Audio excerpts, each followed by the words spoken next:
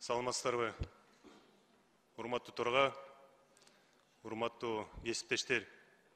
Кыргызстандын эң чоң жетишкендиктеринин бири бул ачык демократиялык коом. Элибиз эки институтту шайлайт: президенти жана жогорку кеңештин депутаттарын.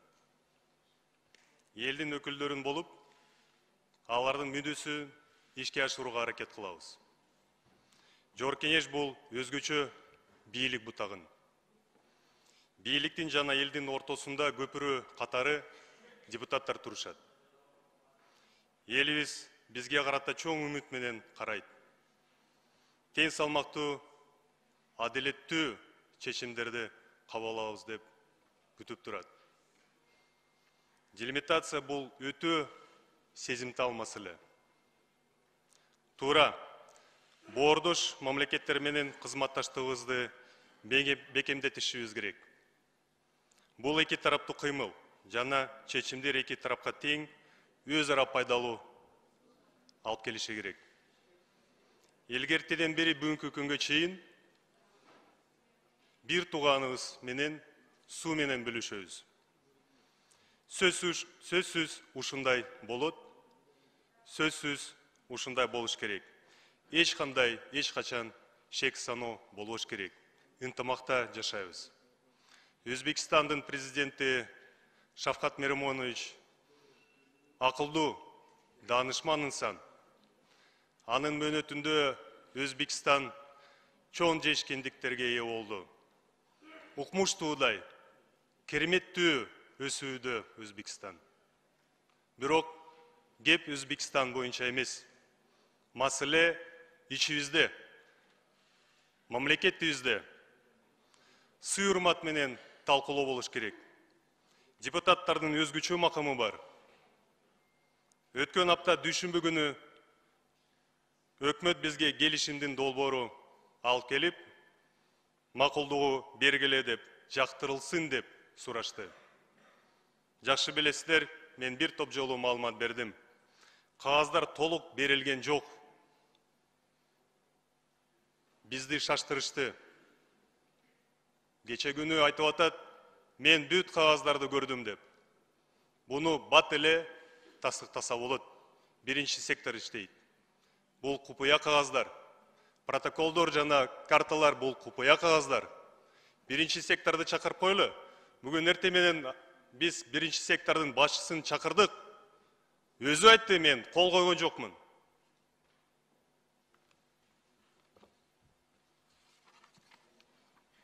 Мына урматтуу кесиптештер, өткөн апта ушул пакет делимитация боюнча колума тийди. Башка кагаздар жок эле. Сиздер ушул жерде катышып, өзүңүздөр айттыңыздар. Кана кагаздар, кана тиркемелер. Ошол күнү бекитилген күн тартиби боюнча биз сиздер менен кыргыз-өзбек чыгарасында айрым участоктарында делимитация боюнча өкмөттүн маалыматты угуу жана талкуулоо бекиткенбиз. Толук күнү ушул биринчи пункттун алкагында биз маалымат укканбыз. Андан кийин 10 октябрында ушул кагаз келип түштү бизге. 11 күнү 11 октябрында бизге башка кагаз келип түшүп атат. Берилген кагаздарды кайтарып бергиле деп жазып атат. Окубай эле кайтарып бергиле деп айтып атат. Ошого карабастан, урматтуу кесиптештер, бардыгын регламент негизинде алып бардым. Комитеттин мүчөлөрүнө бүт маалымат бердим. Кечинде кворум болду. Президенттин ыйгарым укуктуу өкүлү сунуш кирип койду, 3 пункт катары кирип койлу деп. Депутаттардын сунушу негизинде добушка койдум, мажбурмун. Бул биздин табиятыбыз, бул коллегиалдык орган. Мен жалгыз чечимди кабыл албайм. Анан кийин сиздер менен өткөн күндөрдө акылдашып, баарлашып, кой, мамлекетибиз үчүн, элибиз үчүн талашпай, тынч ээлеген төрагалыктан өз ыктыяры менен кетем деп чечимге чыктым. Бирок Geçe günü bir kişi коомго кайрылып, meni dalilsiz ayıptalı.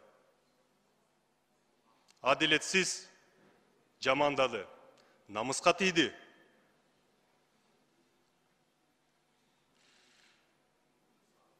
Кылыч жарасы бүтөт, тил жарасы бүтпөйт. Мен жооп бербесем болбойт, урматтуу депутаттар. Калп сөз кара тумандай, чын сөз чыккан чынардай. Бүт бары ачыкка чыгат. Аткаруу бийликтин өкүлү ал дайындалган киши, шайланган депутатка саясий баа берип атат. Муну кандай түшүнсө болот? Биз кайсы мамлекетте жашайбыз? Элдин өкүлүнө одоно мамилени жасап атат. Бул мамлекет кызматкеринин сабатсыздыгы. Ар бир бийлик бутагы өз милдетти аткарышы керек. Жер жүзүндө парламент бул эң маанилүү демократиялык институт. Бийликте баланс сөзсүз болуш керек. Чыныгы демократиялык коомдо эң маанилүү булагы бул эл. Урматтуу Садыр Нуржоевич, кече күнү биз сиз менен жолугуп пикир алмаштык. Диалогко дайыма даяр экенигизге күбө болдум. Кандай болсо бул чечим тарыхта калат. Мамлекет үчүн баарыбыз күйүп турабыз. Тең салмактуу чечим кабыл алынат деп терең ишенем. Кошуматчылардын табияты туруктуу эмес. Бүгүн кошуматчылар, эртең саткындар. Урматтуу кесиптештер, мен өмүр бою мамлекеттик кызматта иштедим. Мамлекеттик органдарда дипломатия чөйрөсүндө 22 жыл иштедим. Көп пайда алып келдим. Өзбекстандагы кыргыз элчилигибизде 100 жыл иштедим. Бул маселелерди ичинен билем. Мен кадровый дипломатмын. Эч ким мага кызмат жолумда түрткү берген эмес. Ар бир тепкичти өзүмдүн эмгеги менен басып өттүм. Мамлекетке алып келген пайдам чоң, бирок эч кандай дешевый пиар кылган эмесмин. Алектенген эмесмин.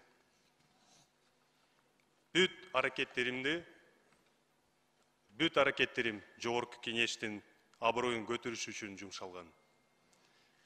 Учурда ийилген эл аралык байланыштар коргоо, коопсуздук жана миграция боюнча комитеттин төрагасынын кызматы тапшырышым керек деп сөз пайда болду. Бардыгын түшүнөм. Жамаатыбызды бөлгүм келбейт. Арызды жазганга даярмын. Убакыт бардыгын көрсөтөт. Алаканга салгандай жогорку кеңеште бүт баары таза, ачык акын талкуулашыбыз керек. Чечимдерибиз элибизге пайданы алып келиши керек. Убакыт бат эле өтөт. Эл бизди шайлады, эл бизге баа берет. 4 жыл эле калды. Эл сынчы, эл тараза, эл сынчы. Эң саясаттагы эң кооптуу нерсе бул кайдыгерлик. Урматтуу кесиптештер, көңүл бургандар үчүн чоң рахмат. Ийгиликтерди каалайм.